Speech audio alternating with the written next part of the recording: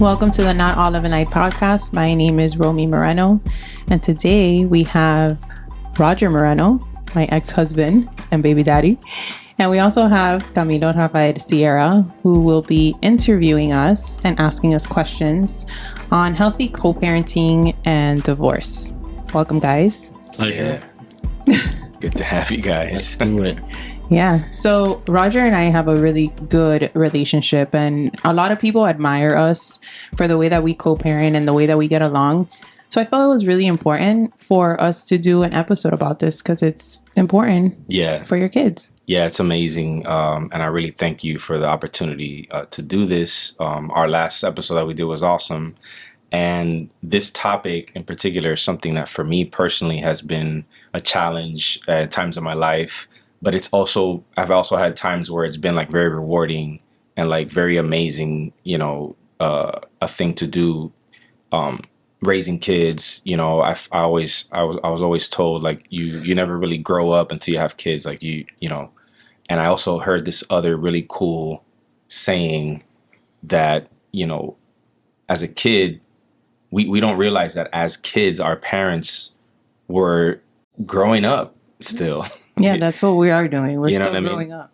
And so they were growing up at the same time, as having to raise us, and everybody has a really, really wide range of experiences. But I feel that like the topic of parenting and raising children is really important because there's a lot of people that a lot of the things that they struggle with in life stem from, their upbringing, the way that their parents raised them, or the lack of, parents, or any wide range of things that people can have. So I think doing this is a really good topic. There's a lot of young parents. There's a lot of parents that are part of like marginalized communities and that don't have a lot of the resources that our parents had growing up. So yeah, I'm excited to talk to you guys about how you work the magic of, making humans. Oh, we don't have to talk about making them. Yeah. We all know we already know how we're raising them. Yeah, that's science. But it's crazy because like how you were saying that we're growing up, as we're raising kids. If you really think about it, you think back like, damn, so our parents that we thought were so fucking grown are like who we are now. Like, that's insane. It's insane. Totally. What has been the most rewarding thing for you when it comes to being a parent? For me, it's been pretty much like experiencing childhood in a healthy way, right? Because my childhood I had good moments, but, it was very traumatic and very, a lot of things went down, and just, it's kind of like tapping into that inner child again with my kids, like having those great experiences with them in such a healthy way. Also seeing them win and receiving that love. Growing up, I wasn't really raised in a very affectionate household. I never really received affection. So receiving it from my kids, it's very rewarding for me. That it's just this unconditional love that they give me, that it's the best thing ever. Yeah. Totally. Oh, yeah, definitely for me, I would say just reliving my childhood again through them. I mean, everything that I wanted to do and all the experiences that I wanted when I was a kid that I never, was able to have. Now I get to share them with my kids. I get to see them. And it's a little bit different for me as well because I'm raising two boys, and I'm actually seeing myself, like literally seeing myself. Whenever I see them, I can't help but say like that's me completely, because again, they're boys, and every time I see their mannerisms or something they do, I'm like, wow, I do that. Like, so it's just a little bit different. It hits a little bit different when you're dealing with two boys, and they both look a lot like you and they act like you, and every time they say something, that was like, yeah, that's something that I would say. So just seeing that is like very rewarding and very gratifying for sure. Yeah, that's awesome. I think that I have a daughter, she's 15, and just seeing her grow and being into the things that I'm into, and just actually tonight she has a show she's playing the bass in a summer camp band. It's an all girl band, and she's That's playing the bass in awesome. it. So like stuff like that, like I'm gonna go see her, and like those things really are rewarding for me, you know, to see like, wow, like that's my kid for Yeah. sure. Yeah. You know, Like, you know? yeah, when they do certain things that you're like, you're definitely my son. You're Yeah. definitely my kid. Like 100%. Like Zachary, his sense of humor is a lot like mine. Yeah. Like a lot like mine. Like we laugh at the same things and we get like each other's jokes. So that part is a lot of fun. Yeah, and another thing for me, definitely seeing him interact with my family, like having those experiences with like my mom, you know, knowing that they're not going to obviously be around for, you know, forever. And just that's very gratifying to see that, you know, my parents are able to enjoy the kids and vice versa. Because, you know, when I was growing up, I used to always be with my grandmother. It was a huge part of my life. Nothing but positivity, and like that's a strong memory that, and I'm glad that they're able to have that as well. So seeing them interact with my family is definitely gratifying for sure. So Yeah, I can relate with that because my mom always, you know, she would always encourage me to call your grandfather, call your grandmother, and you know, and be in touch, you know, with all the extended family. You know, us Latinos have like huge families sometimes, and it's like, you know, so many tias and tios and cousins and everywhere. Like, and so, you know, my daughter has a very huge family. Her mom's side of the family is super big, and so seeing her as she's technically, I think, the oldest grandchild of her grandparents.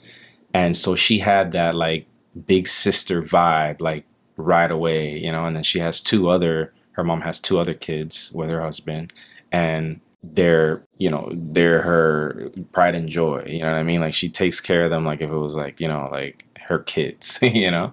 And I can see her now getting a little older and more independent. But yeah, that family connection, I think when you have kids, that widens kind of like your family connections, because now, you know, so many people, you know, joke about how like moms ask their daughters like, so when you have kids, or their sons like, so when are you gonna have kids, so when you have kids, you know what I mean? Like they always bug them about when they're having kids. And so when they're finally there, it's a good chance, you know, to be in that family environment, you know, and kind of relive those moments and heal any traumas that we might have had, because you're addressing them in a new way, like in a positive way, you know. So that's definitely great. What's the most difficult thing about having kids that you guys have experienced so far? Having kids? Yeah. for me, the most difficult part is just not being able to control everything they do. It's because now they're experiencing life through their own little, you know, experiences as well, and not being able to control or manipulate those. Like, because you always want to be there, you always want to have the answer with them, but at the end of the day, you need them to have those experiences. You want them to, you know, get dumped by a girl. You want them to get fired. You want them to, you know, experience all the lows, so they can, you know, appreciate all those positivity, you know, all those, you know, uplifting parts of what being a human being is all about. So for me, for sure, is just not being able to like, I would love to be with them 24/7, protect them, you know, and make sure that everything goes well. But at the same token, that's not a real life. That's not a real way of living as well. So that's definitely been the hardest part for me, is just not like being there to just like control every aspect of, you know, of all their decisions or whatnot. But at the same time, I do understand that like, that's not going to be, you know, a reality as well. They need to experience, you know, good, bad, all those, you know, ups and downs as well, so they can really figure out what type of person they're going to be when they're growing up. So yeah, for me, it's just not being able to, you know, be around them 24/7 and, you know, control everything they do. Yeah.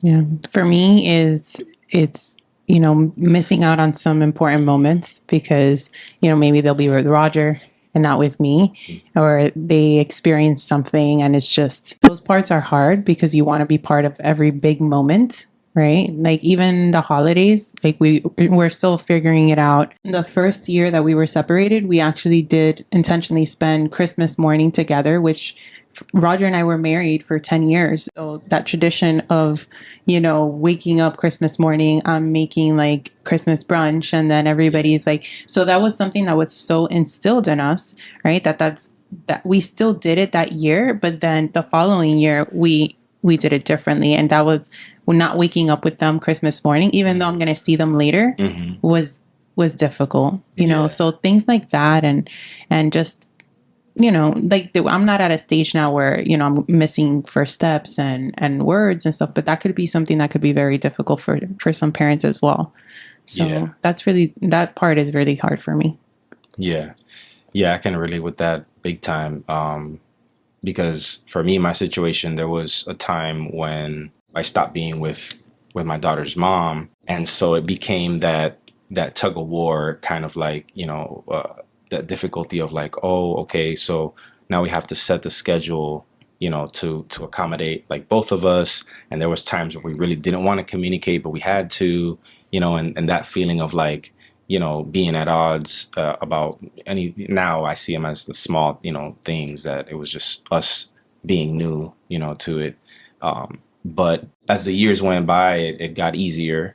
And there was moments where we just had to kind of just really hit the adult button, like full on, and say, hey, well, this is not about us. This is about our kid. Let's figure it out. And so, yeah, those difficulties for me, they got better, but I can imagine just how many people out there struggle with that, and struggle with co-parenting, right? And so I guess my next question is, if you guys can talk a little bit about how you guys navigate. It's so important, right, for kids to have like both their parents, and for their parents, even if they're not together, to be able to co-parent in a way that makes it easy for the kids and makes it seamless. Talk a little bit about how you guys maneuver that, since being together for, being married for so long and then not being, but still keeping, I guess that friendship or that connection. Talk a little bit about that. Well, like you had mentioned that you and your ex had like that moment that like, we're going to stop being adults and do what's in the best interests of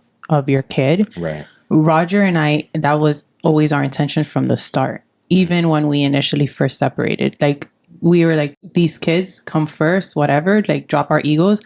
Not that it was 100% easy. Like we had like our moments, but then like once we like figured it out and focused on ourselves and, to give the care to ourselves that we needed, we're like, these kids come first.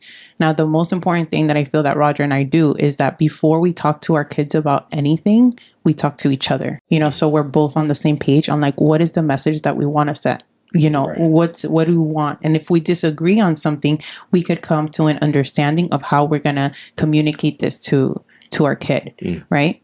There's not like, my kid is never going to find something out before Roger does, and vice versa. Right. Another thing is that we work so well together that even though we're like, I say kids, but Ian is still so young. He's only 4. And Zach is the one that's 12 years old. Like he knows that no matter who he goes to, like you're going to get like the same response because we're a team. Right. Yeah. So even though we're not together in a relationship or together in the same household, like he knows that Roger and I are like side by side. Yeah. So that's been very important. That's super interesting and amazing too. But it's super interesting to me because that dynamic is super hard to find, like even with couples that are together like married, there's always like one, the mom is either the yes or the no, and the dad vice versa, you know what I mean? Like they know they can go, or even the grandparents, sometimes they, grandma, grandparents a whole other, it's all bets are off with the grandparents, right? Like they get spoiled to the max. But yeah, that's super cool how you guys, came to that realization early on and stuck with that, because it's just so important. I think that people that have kids, sometimes in their world, it's still their movie. It's still their, like, it's my life and whatever, you know what I mean? And it's so ego driven, and they put themselves and the connection or lack of connection first with the other person. And so I think that affects kids a lot. A bunch of the, the issues that people have, like I was saying earlier, stems from your childhood, and from how you view your parents, and how you interact with them, and how you feel about your parents is a huge part of like what makes us, And so I think that's super cool that you guys are able to do that. In my opinion, with this whole thing, the situation, I think me and Romy can definitely agree on this, is that we've grown up and we've experienced failed relationships. We've seen it firsthand from both of our parents, from our relatives. So we have experiences that we can always fall back on and try our hardest our best, do everything we can to not go that route. Yeah. Exactly. We have, with our own siblings, just seeing, how their relationships with, their exes as well, and like how to navigate through it or whatnot, and what worked and what didn't, and all those experiences. Because when somebody in your family is going through something like that, you're experiencing it as well from afar. Your mom's always calling you and letting you know what's going on. You're seeing it through, through your nieces and nephews. So yeah. Going through all that, seeing family, have negative experiences and go through all that drama or whatnot. I think, as sad as it sounds to say, but I'm glad to have those experiences because I was able to see firsthand what to do and what not to do. Right. And all that affects, all the kids, obviously, we're going to have 2 Christmases. We're going to have 2 birthdays. Your mom's this, your dad's this, all these negative things. And it sticks with you. Yeah. It'll always stick with you. I remember, growing up, I lived through my parents' relationship, all the negativity, all the back and forth yelling and all that, just in front of us, that's another thing that, another thing to talk about is like, actually, downing each other in front of your kids, arguing in front of your kids, whatever that may be, that definitely is just, it sticks with you. I mean, and that's definitely something that you just can't, unhear or unsee certain things. So right. I think with us experiencing all those, having gone through all that, it is definitely, it helps us going forward. And that's definitely a huge part of, the reason why I am the way I am is because, experiencing all that stuff that, family members have gone through as well. And learning through, their mishaps. Yeah. And like Roger mentioned, like downing each other and all of that, we actually do the opposite. Like I talk great about Roger and Roger talks great about me, and Roger, like, I have a 12-year-old that gets lazy and stuff like that. And Roger's always like, you have to help your mom. You have to do this, In the same way, like I tell Zach, I'm like, your dad is like a great role model. He's a great dad. Instead of like, oh, your dad is frustrating me, or like, oh, your dad is always late. Not that you're always late. You're actually early. But, I'm just saying, like, those are just examples of like what could Keeping be said. positive. Because that makes the kid feel like I felt it growing up. Like my parents never fought in front of me and they never talked shit about each other to me. But there was that tension that I just knew that there was like something there, and then that makes the kid feels like you have to choose sides, or then you feel guilty. And like if you, for example, like your dad is like having fun about something, like you feel guilty like telling your mom, and it shouldn't be like that. Yeah. Like it shouldn't be like that at all.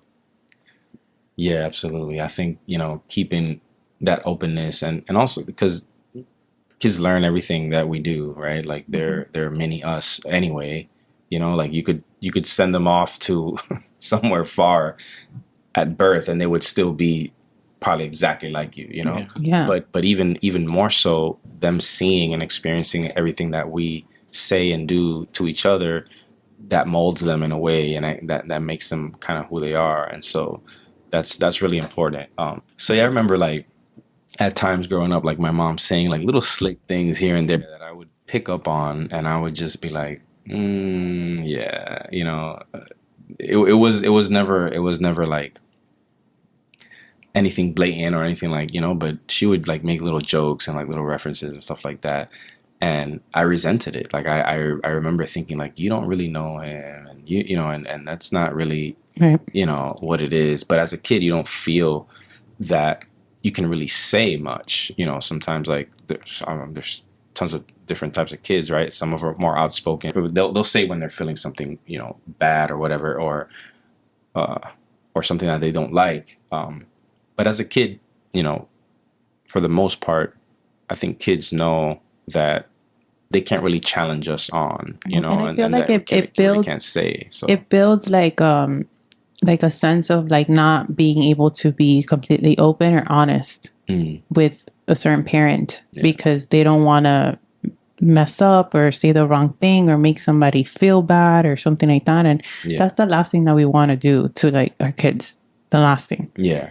So that brings an interesting question to mind because I've dealt with recently things where it's a serious topic that you have to speak to your kid about, but you don't know the way or the right time or how or what you should say. I had my grandfather pass away in last January, and I didn't know how to talk to my daughter. Really, I just I figured, well, I'll just let her tell me things, and I'll pick up on them, and then when she's ready, I'll talk to her. How do you guys? I know age kind of plays a role in that, Yeah, but it since you does. guys have you have two sons that are, one's very young and one's already almost a teenager. How do you maneuver that thing when it comes to serious topics like that you might think that, are they ready to talk about this yet or not? What do you guys think about that? Well, we've had two incidents where we had to have serious conversation. It's mostly with the older one because the little one's too Right. young to understand. And the first one being, when my dad committed suicide. My son was very attached to my dad, so very close to him. And I had to tell him because I'm like crying. I'm going through a hard time. If he's going to be like, what the hell's wrong with you? Right. So I just, obviously I spoke to Roger first and I let him know, like, I did not want to tell him how he died. Right. This was 2 years ago. So he was like 10 years old. I feel like that was too young for him to really fathom what that was. After I talked to Roger, I let him know that his grandfather is no longer with us and stuff like that.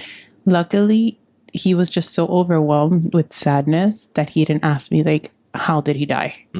So I never told him until like recently when he was older, right? Because I feel that was too much for a 10-year-old to process. Right.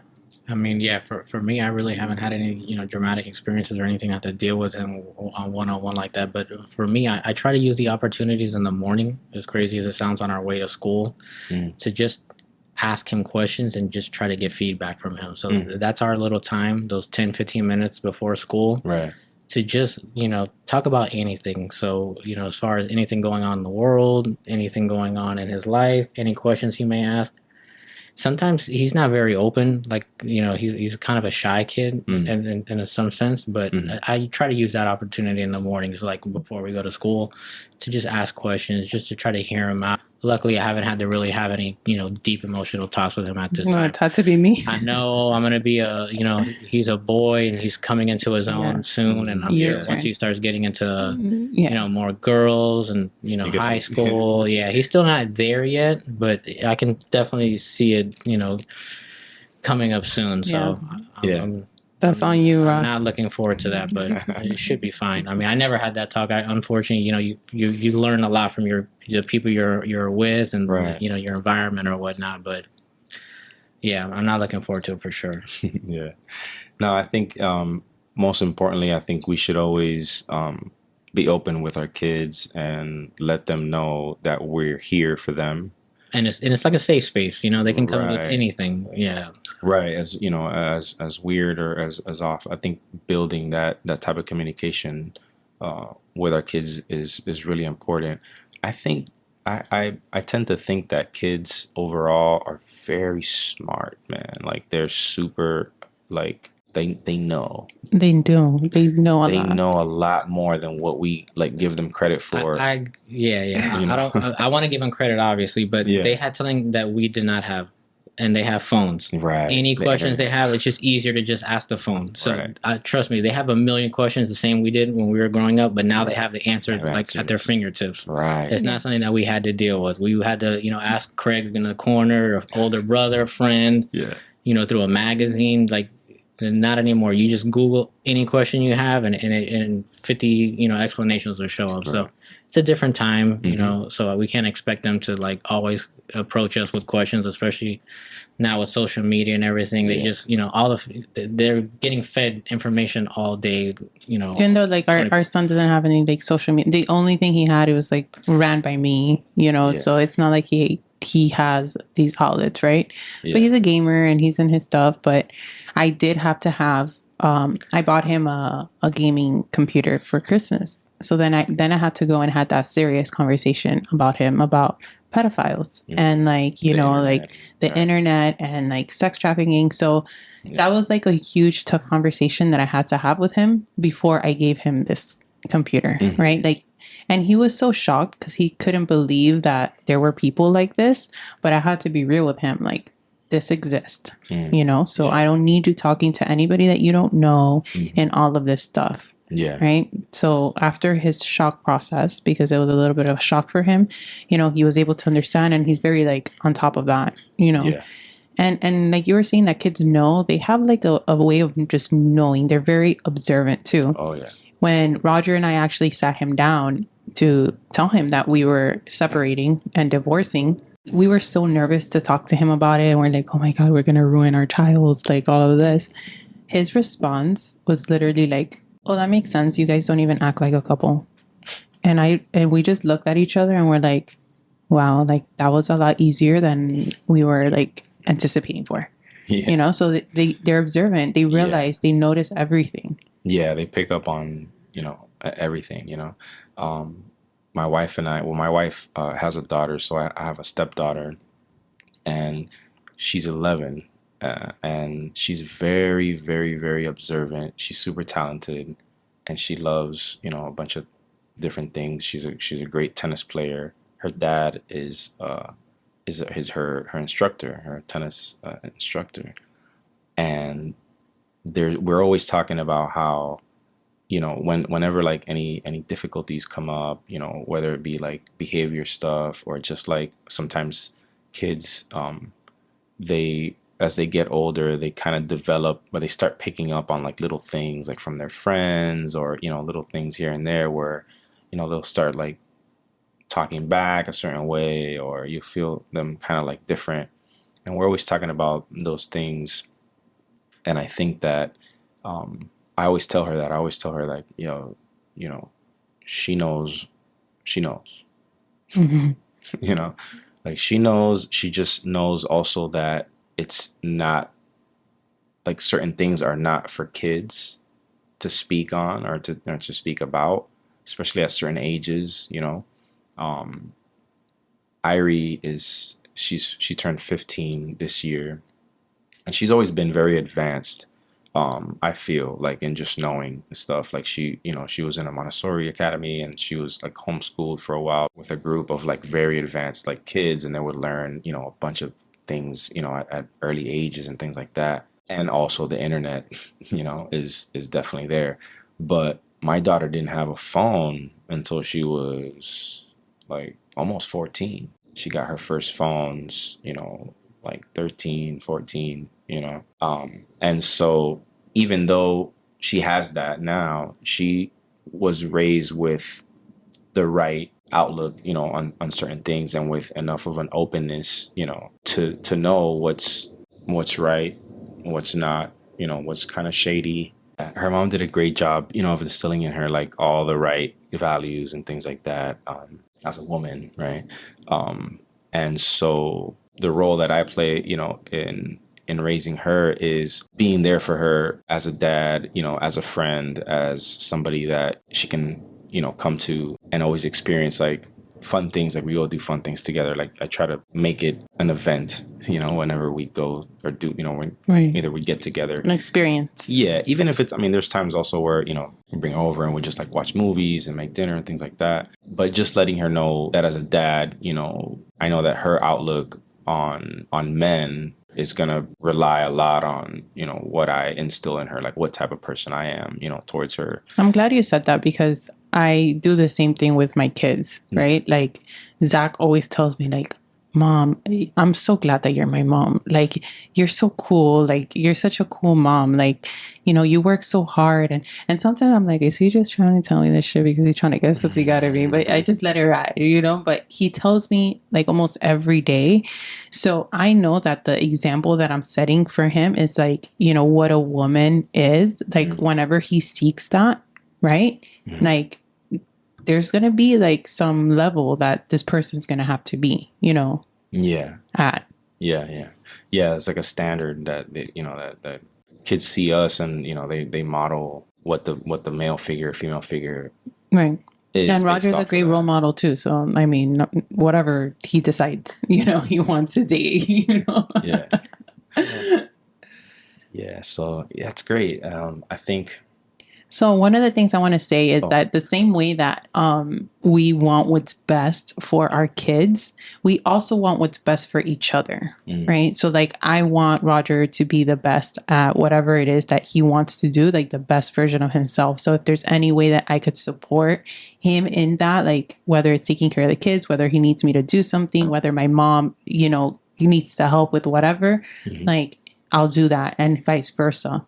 Right. So we don't have like that, oh, like that's my ex, like I'm not going to help them out. Like we help each other out a lot, because then our kids see that too. And at the end of the day, if we're doing well ourselves, then like our kids are going to thrive. That's just an additional thing that we do in order for them to thrive as well. Yeah, I think that's great. And I practice that as well. Like I always talk to my wife about, and we've always exercised this, in our relationship.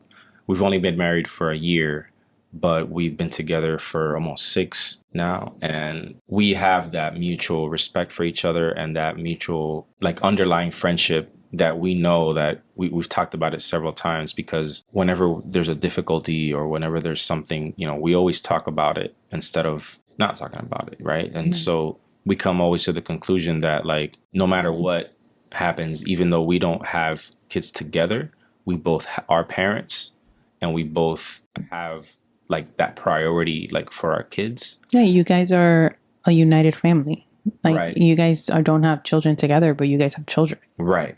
And so even still, no matter what would happen, we would still help each other. We would still support each other. We will still be there for each other, just as human beings, because we're all going through this together, and our paths came together. I think there's a reason, for everything. Every person that comes through your life, it's for a reason, whether it's to teach you something or whether it's for you to see something about yourself. We're very much like mirrors of one another. And so her and I have been able to like recognize that and say, yeah, like I see you, and I see what you do, and I see how you do things. And we just make sure that we always say that we're there for each other, even the times in the past, like where we've been apart, there's always that connection where we can fall back on that. And I think that relating to each other in the fact that we have kids, that we're parents, I think that does a lot for that as well, because we, it's not easy, and when you can find somebody, that will be a good parent no matter what, and they'll treat you well whether you're together or not, like to me that's priceless. That's like, I think one of the most gold. important decisions that you will ever make is who you decide to have children with. Oh yeah. 100%. Yeah, For sure. yeah, it because can like either make or break you. Yeah. Yeah, it could be miserable. You know? And you've seen it, like Yeah, you've seen first it time. first time. You've seen it with people that and in the family, and it's just not the way that we want to live our life, like with drama and toxicity, and it's just unnecessary. It takes such a toll on you, and it takes so much energy to just be that way that it's just not for us. Debilitating. Like, it is. It's and draining. Like I relate to what Roger said a lot about, having seen certain things, and you too, like, seeing things growing up that you knew you didn't want to be that way, like that's so important. Like I have an experience that shaped me for the rest of my life is when my mom took me to see her uncle who was dying of throat cancer. And I was brought into the room to like say hi to him or whatever. And he had a hole right here in his throat. And that's how he breathed. Like, because his condition was so bad, and Buddy was still smoking a cigarette. That's crazy. That day. And I had to see him and hear his voice. My mom told me this later. The reason why she took me to see him is because she didn't want me to smoke cigarettes ever in my life. And she took me to go see her uncle, and he told me, no fume cigarrillo. Bingo. Thing like that. And that was Say less. stamped into my fucking brain for life. Hey, you got the job done though. And it got the job done. But that's how impactful, you know, something like that can be. Right. And so I always had that memory, you know, of my mom like doing that. And yeah, it's super, you know, what our actions are and what our, you know, when we can see something in our past and we can transmute that energy and we can change that energy from negative to positive through our kids, I think that's amazing. That's one of the best like superpowers, you know, that exists is being able to do that, is being able to say, okay, I have a kid now, so I'm gonna relive this trauma, but I'm gonna kind of break the curse of whatever happened there with in the act of like teaching my kid like something about life. You know, I feel like the way the world is right now, like we need so much more of that, you know, for things to kind of balance out. Because if you think about it, the generation right now that's like running shit here in our wonderful country have so much of that trauma, you know what I mean? And so much of that, not even necessarily only trauma, but like that like way of thinking of like of like a past generation that no longer not really in touch. It's not in touch, you know? And yeah, there are representatives, you know, in Congress and the Senate that are younger, you know, and they advocate for our closer, you know, 30s and 40s generation, right? But I think there needs to be way more of that, you know? And so, you know, if people our age that have kids that are listening to this, that, you know, that are hearing this, if they can understand how important it is, you know, to focus not only on themselves, but if they have kids, like focus on your kids, talk to your kids, you know what I mean? Like be open with them, be honest with them, because in that honesty, they're going to just shoot you back with double the honesty, you know, and you're going to see things in a different way. I remember when my kid was 5, I was asking my dad like these existential questions that like I would never thought of 5, like it blew my mind. She was like asking my dad, so if God made us, then like who made God? It's a great question. And I was just like, my dad was the one, because my dad was like, when I came back to the car, I was upstairs like getting something, and when I came to the car, my dad's whole face was changed. Like he was like, "What the fuck did you just leave me with?" Yeah, exactly. He was just like, you know what? She just asked me, and I was like, and then he told me, and I was like, you know, blown away. But they're so in tune, and they have so much to teach us, you know, about ourselves and about life. Period. Because, you know, not only do we get to relive our childhoods through them, but they're bringing a whole other download. Yeah, Man. they teach us a lot. Growing up, my whole experience was just watching my parents argue as if I wasn't even in the room. Wow.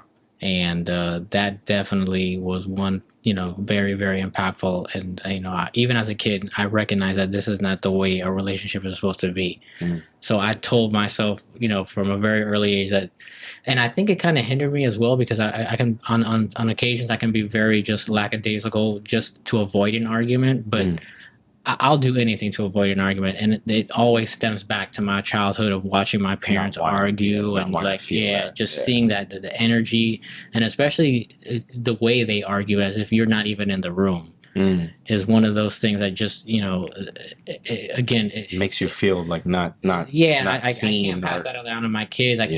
My kids will never have they ever seen me or Romy argue, even in our worst days. Like I just won't happen. Yeah. So, you know, everything was in private always, like any discussions or anything. It was just like, because that was a huge, because all that stuff when you know, growing up, and it still affects my relationship with my parents to this day.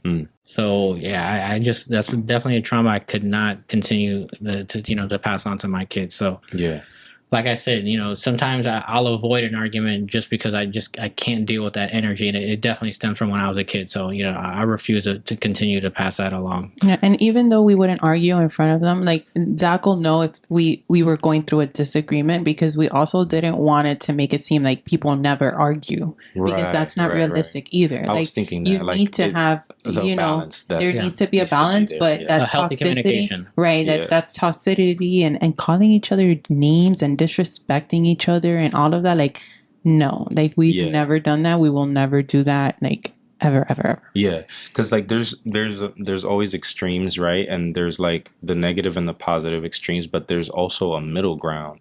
And in that case, right, the middle ground would be, one extreme would be like very violent arguing, and name calling, and then the other spectrum is avoiding it, or or not communicating it at all. So I think that's a chance where we can show them like a healthy way to communicate and like to solve conflicts, peacefully and calmly.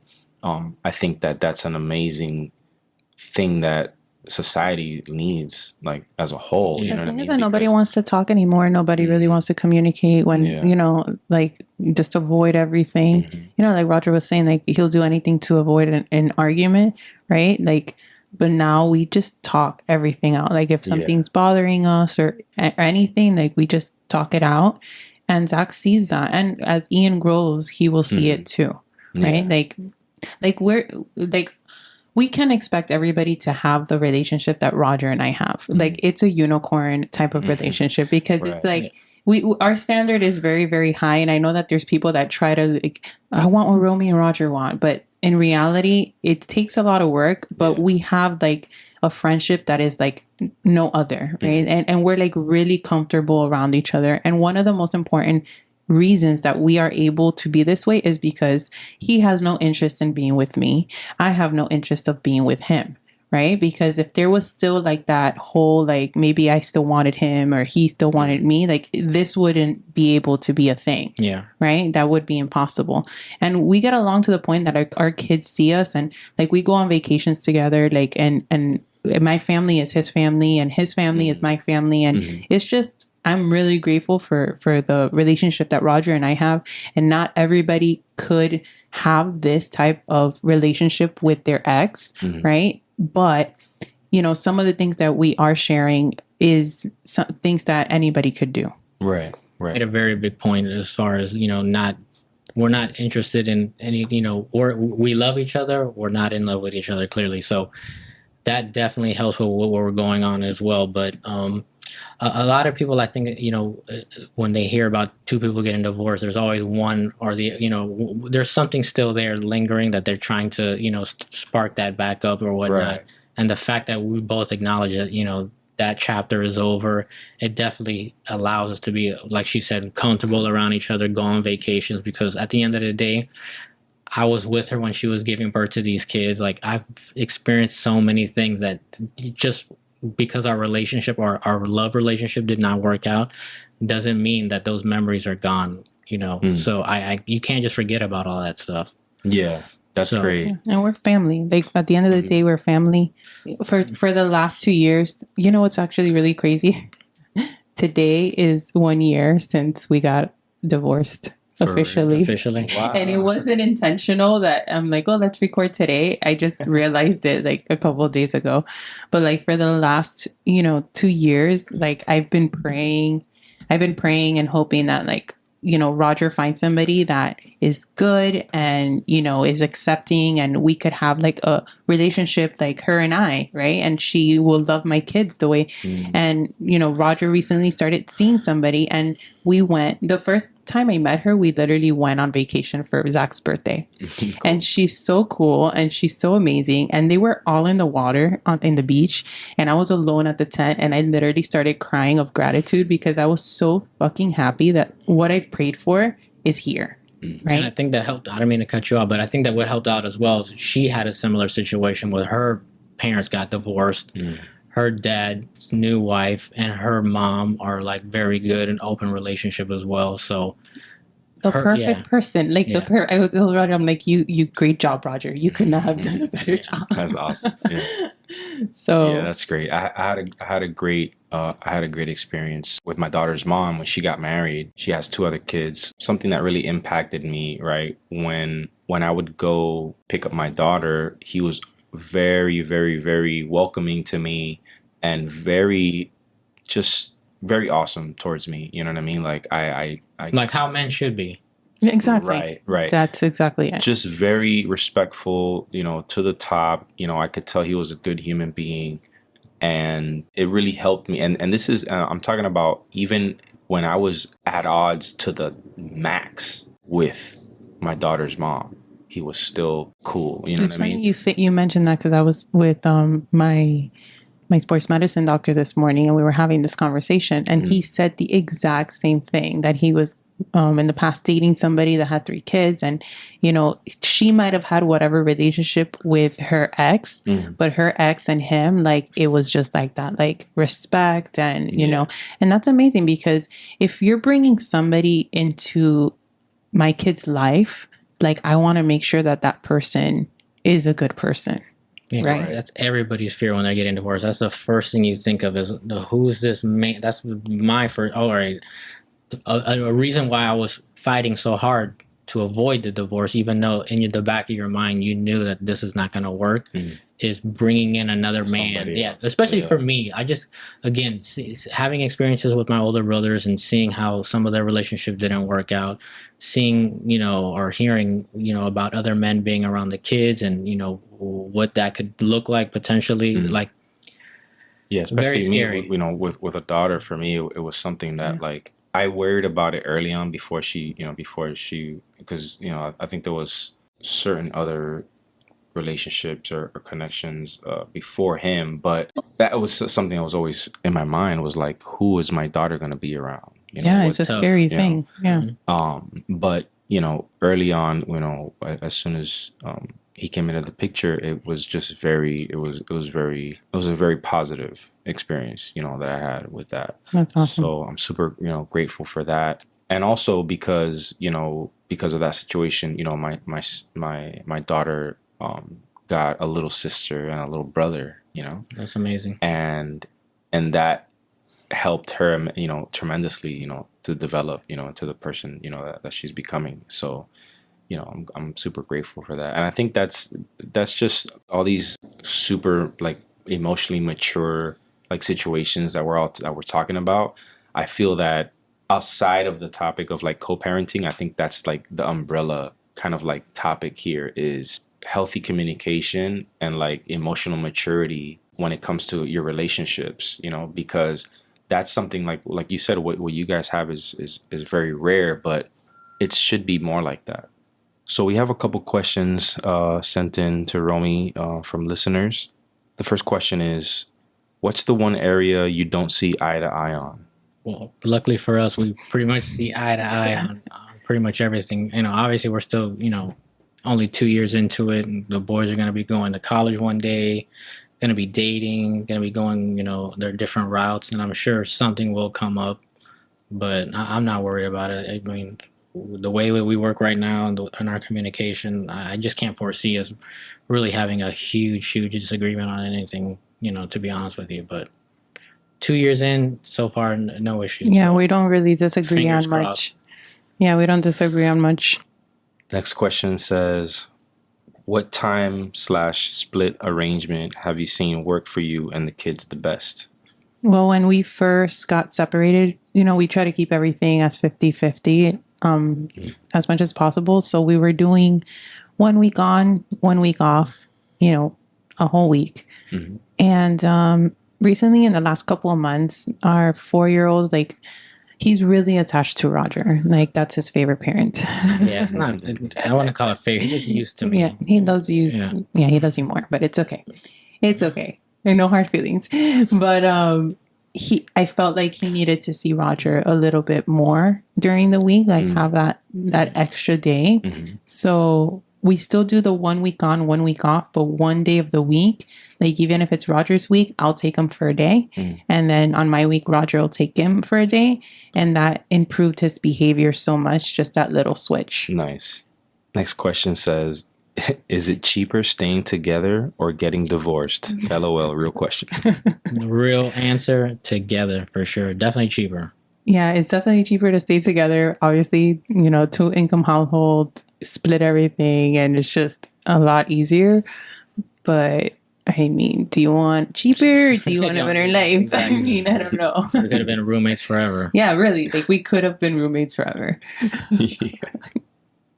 Roommates forever. Yeah.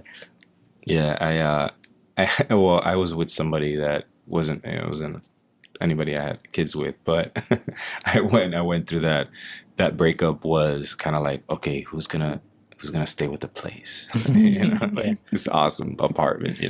She ended up staying with it, but it's okay. No, we sold the house. We split everything 50-50. It's just, Yeah, it wasn't from one day to we're getting a divorce and one of us is leaving the next day. It was a gradual plan, and yeah, whatever was best for both of us. No one's going to leave anybody in the fucking slums. Awesome. Okay, and the last question is, do you ever get frustrated when you see the other enjoying life a little too much? definitely not on my end. No, I don't have time for any of that negativity. There'd be 0 point in that. There'd be nothing beneficial.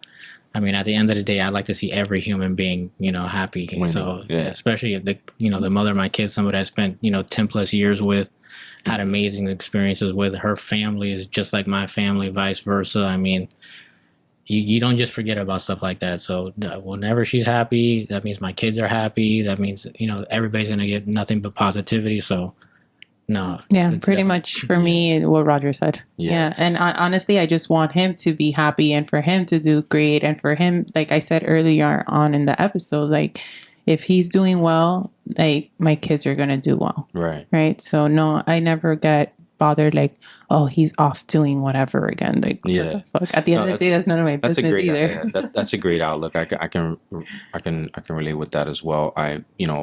There was times in the beginning for me when it was difficult with my daughter's mom, but throughout the years when things got better, we even got to the point where like I was actually helping her like in her endeavors. Like if she had something that she needed that I could help her with, I do websites and I do design.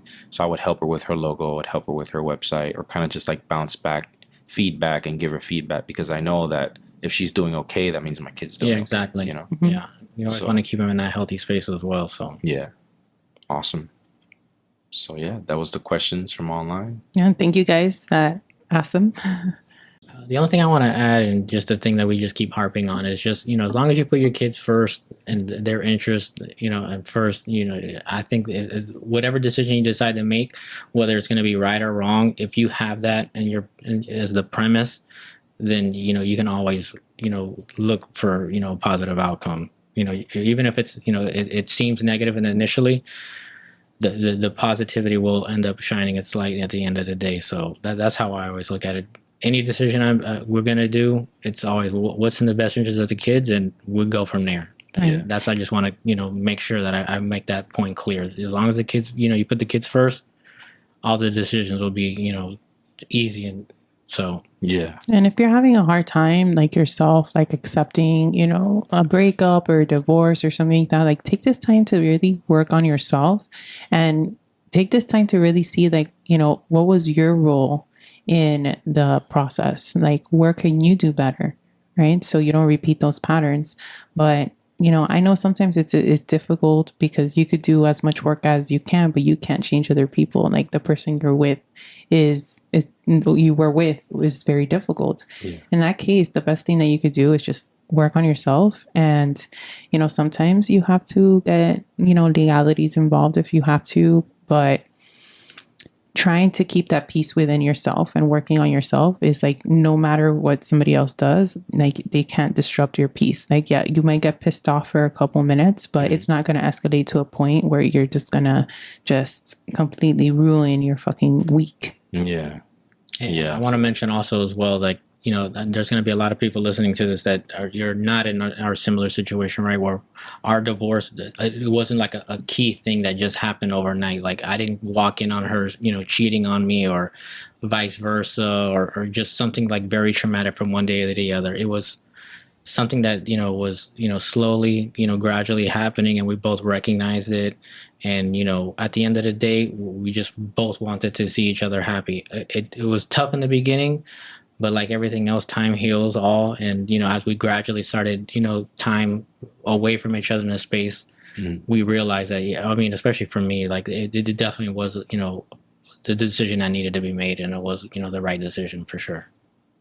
Yeah, that's great. I think overall, people should take away from this that, like Romy said, a lot of the things that happen to us in our lives is we have to take accountability, like for ourselves, and look at ourselves. It's a tricky thing sometimes because it might sound to some people like, oh well, do I focus on myself or do I focus not on myself? Do I have an ego if I'm caring for myself, We all have egos. right? You can't get rid of it. Right. So it's like, but am I slipping into, do I be about if You mean speaking like to being selfish? people that, yeah, especially Mhm. people that have kids, when it having kids becomes a part of life where you're like, it's not only about you now. Well, I'm glad you brought that up because for many, many years, Roger could, attest to this. I never put myself first. I put him and my kid first because it's like that's what a wife does, right? With the cooking and the cleaning and the being there, whatever, whatever. And that only drove me into like madness, like insanity, like crazy. And it wasn't until I learned that I had to be selfish and put myself first that I was able to be a better wife and I was able to be a better mom. So if you're ever feeling like, taking care of yourself is selfish, like you should be selfish and obviously not hurting anyone else to the point that you're like Right. not taking responsibility and doing what you're responsible for, but you have to take care of yourself in order for you to take care of your kids, your Right. spouse. Right. And that comes kind of like as a word to younger people that might not be, they might be considering having kids or being at an age where, they want kids or they want a marriage or they want a relationship.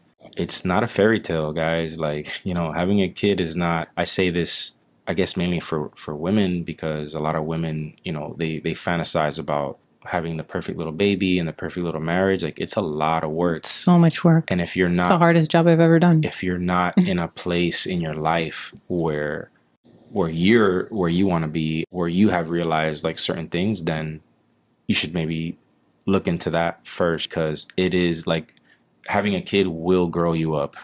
Yeah, quick. Like super, super quick. And on the same token, for me, I feel that having a kid also opened up a whole nother world of inspiration for me and of purpose, like for me, in what I do, because now, I have a legacy to leave behind, and I have hopefully, I hope to maybe have more kids, someday, Roger and I are like, yeah. Every time I see a kid, I'm like, Nope. good luck. I'm good. Yeah. Not for us. But even just having one, and for me, it's it's more than fulfilling, to know that I have somebody that my lineage will keep on through. Your name will My keep name going. will, Yes. yeah. right. So yeah, cool. Well, thank you so much, Roger, for joining me and agreeing to do this. Very and Camilo for navigating this episode because it's a very important topic. My pleasure. And then remember, guys, it's not all love and light.